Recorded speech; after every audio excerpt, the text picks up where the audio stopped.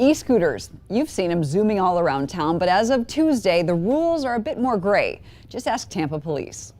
The ordinance stated that you're not supposed to ride the scooters in the road or in bike lanes. It was limited to the sidewalk.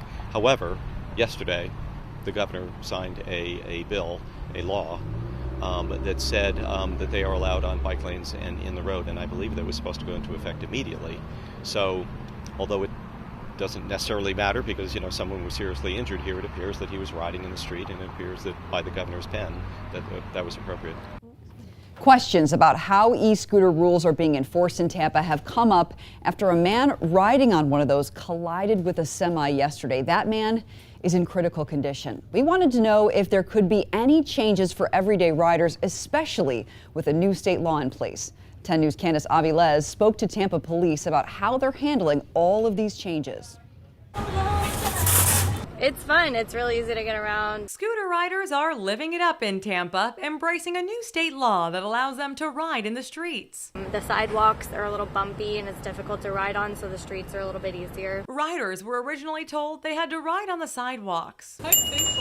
The law has been in a transitional period. We here at Tampa Police, we have no intentions of becoming the scooter police. Tampa Police Department spokesman Steve Haggerty says the crash between the scooter and semi won't impact rules for other riders. I don't anticipate that this is necessarily going to result in any changes.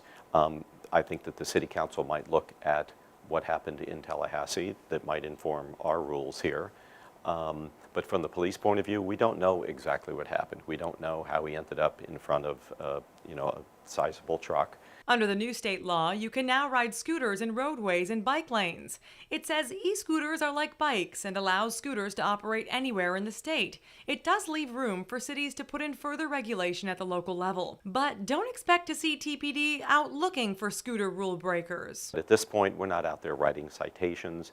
If something more serious happens, there's a fight or something and it involves scooters, that's a fight. We would characterize it as that. The scooters are secondary to that. We're not looking to find people that are, riding scooters in the wrong place. Haggerty says their focus now is an educational one, trying to teach riders the do's and don'ts for safety. In the meantime, these scooter riders are playing it safe. The busier streets I'm definitely avoiding, and I'm hoping that they open it up to the Riverwalk and just, slow it down or something. I'll try to look out for myself and make sure, pay attention to the surroundings.